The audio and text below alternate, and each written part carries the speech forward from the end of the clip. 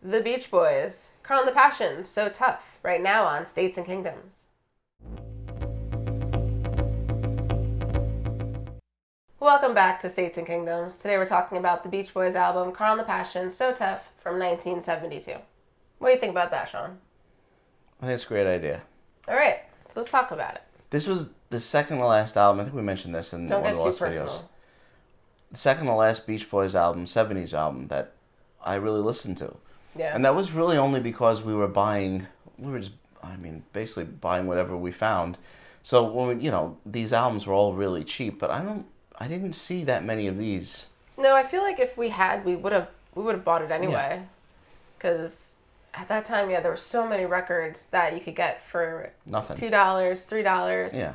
And we got so many, I feel like we wouldn't have passed it up. No, but MIU and those albums were like 50 cents, and they're still not that expensive because most people don't really care. Yeah, but that's a shame. So this was one of the last ones, and it's an album that comes between Surf's Up and Holland. Has a lot against it, I think. Middle child. This album, when I first heard it, it didn't really appeal to me. I mean, I was like, oh, so it sounds kind of, it's obviously they're going with the R&B sound. The Doobie Brothers. It's more of that. I mean, which is not completely absent on Beach Boys records from Wild Honey on. True. But it's like, okay, it's more like that. Okay, I see. Okay, yeah. Stop it. And I don't remember if I listened to the whole thing or not. It was a really long time ago. It was a long time ago. But so when we finally sat down and listened to this, it's a really good album. Yeah, it is. But it's really good. And it has, you can see Holland coming. It's got stuff going in that direction. Yeah. And, it's fairly compact. Well, it's very short. That's what I mean. Yes. Thanks for defining my I'm saying it's compact. It's just short. Yeah. We wouldn't say Mickey Rooney's like compact. He's like Mickey Rooney. He's kind of a compact actor. He was. See, it fits. No, he was extremely expansive. I think, even though it's short. Yes. We'll use that word. Sure. I find it triggering, but okay. It's short, but and it feels very complete to me. It's a really nice listening experience. Well, I think it being too short is one of the primary criticisms that you could actually make about it. One of the more fair criticisms. The music on it, I mean, honestly, after Surf's Up, I mean, this album, one of the things this album has to deal with is, two new members who are, have their own sound style, which, really kind of matches up with Carl most. Almost like total absence of Brian. Mm-hmm. It definitely, and it is a shift in direction. It's definitely, as we've been talking about, it's definitely a really interesting time, and I have enjoyed these two albums, with Ricky Fataar and Blondie Chaplin for years and years and years. Yep. And, the other criticism I would make of this album... I know what you're going to say. And I don't want to be the track order channel, but I think it could have done with a different track order. Yeah. So it starts with You Need a Mess of Help, then Here She Comes. Then I think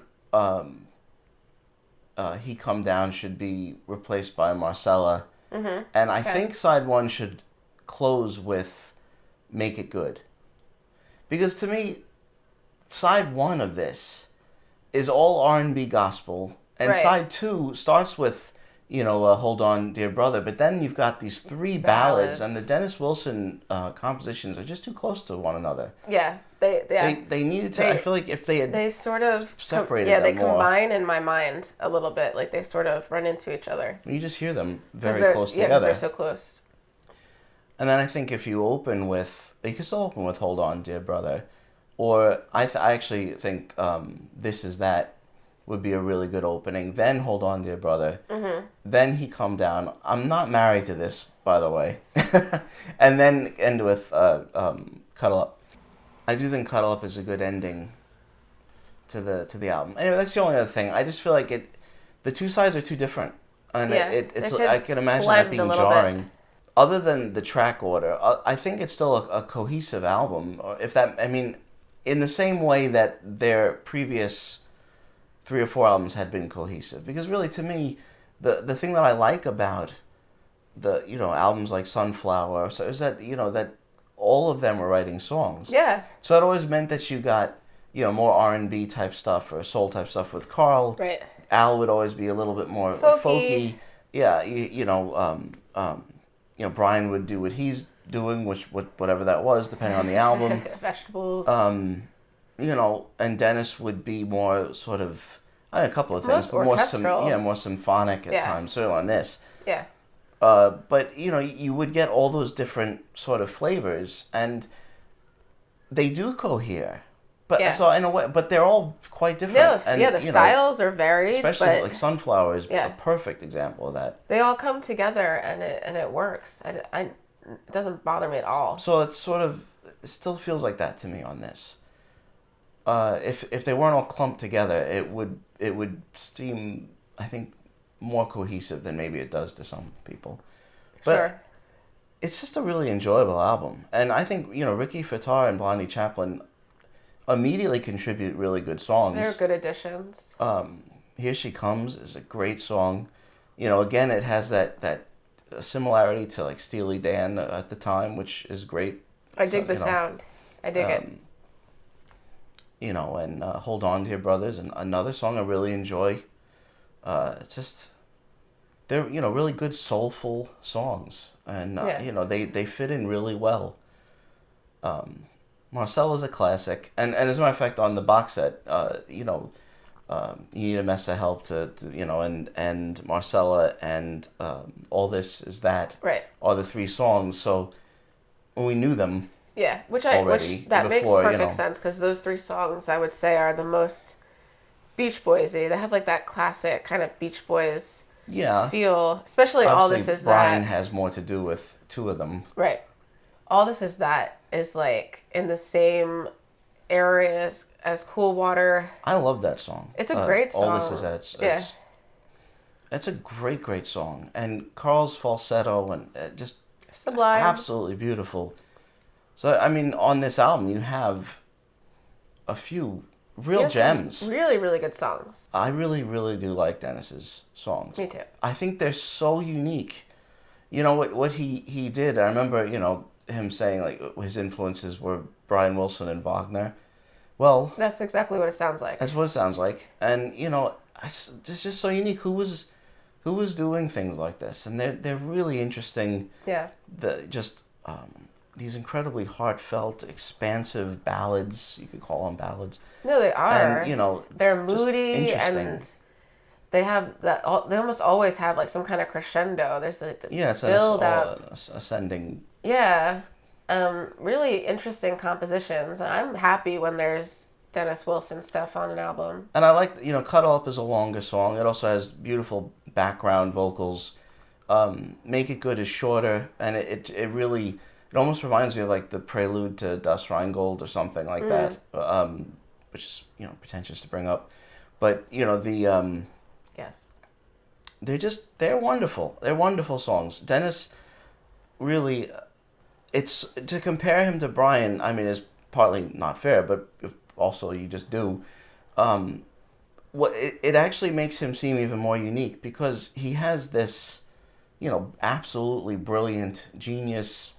Elder brother songwriter, and his songs come out similar, but yet they're so different. They don't have the same melancholy, although all 3 brothers do have that quality, but it's always different between the 3 of them. Yeah. I just find it really, his songs are fascinating. Yeah, and, you can almost, I feel like you can always tell when it's a Dennis song.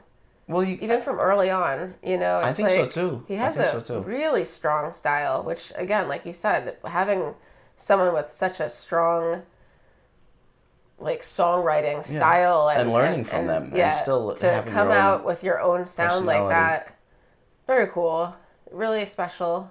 Yeah. He Come Down. Is my least favorite song on this. It's fine. I would say it's a little too long. But I would say He Come Down and All This Is That are, to me, maybe they're two most successful sort of spiritual songs. You know, TM songs. Yeah. Anyway. Yeah. You know, because they're not too on the nose, even though, I mean, if you're listening, you know what they're saying about, but yeah, but they're not too on the nose. I mean, they're really good. They're really, really good. And I just think it's like an EP and a half, this album. It's really quite short. Yeah. And it's almost, for me, it's like a teaser for Holland, which in a lot of ways, at least I think, fulfills all the promises that this album offered. Totally, yeah. It's they just expand on everything that's sort of little seedlings and also here. is better produced. But okay. No. I mean, I'm just saying. I mean, Holland is really, really well produced. No, Holland is a masterpiece. With me, there's a real Father Flanagan-ish thing. I mean, there are no bad Beach Boys albums, really. That's right. So I really enjoy it. No, so do I. It's a very enjoyable album. You know, no song that I feel, you know, I have to, like, there's a slog to get through or anything like that. No, not at all. And it is. It's like a quick burst of, you know, little Beach Boys kind of R&B. And that's 70s. The thing, the diversity of their catalog is part of what makes them so much fun to listen to. Yeah. You know, I mean, it's the only thing is I wish they had done another album, this lineup. Yeah. You know. Yeah, because they really perfected it. Being melancholy and disappointed is also part of being a Beach Boys fan. That's true. That's true. Get used to it. Thank you so much for watching our very brief discussion of Carl and the Passions So Tough by the Beach Boys. Please let us know what you think of this album in the comments below. Make sure to like and subscribe and stay tuned here at Seats and Kingdoms for more videos every Monday, Wednesday, and Friday. Have a great weekend. We'll see you next time.